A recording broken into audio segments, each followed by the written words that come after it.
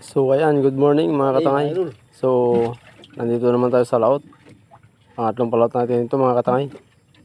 Ayan, medyo may huli tayo dyan. Kaya lang isa-isa lang yung ating sabit.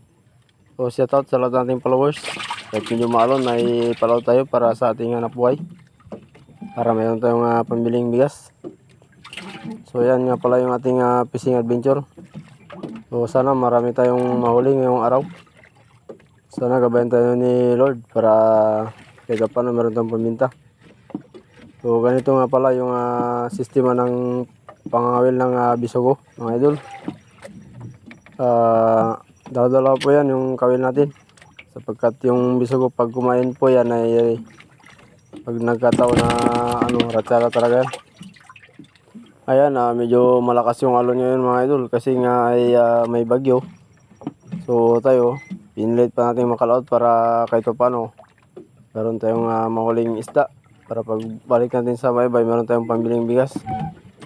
So kumakain na naman sila pero hindi siya ganong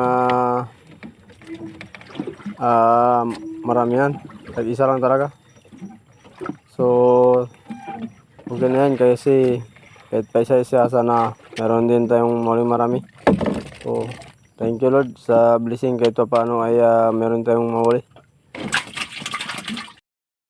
So yan, magandang hapon mga idol.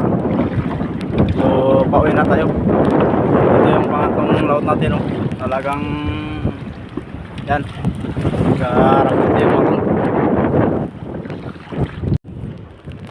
By the way mga katangay, ito na po yung huli natin sa pangatlong laot.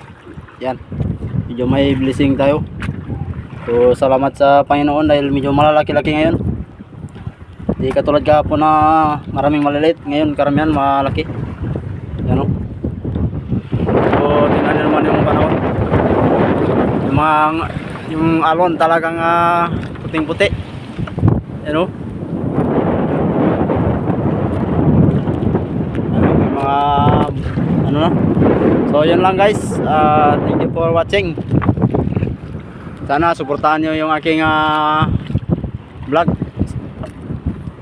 At pakishare naman mga idol, palike and share na din. Thank you po and God bless. Bye.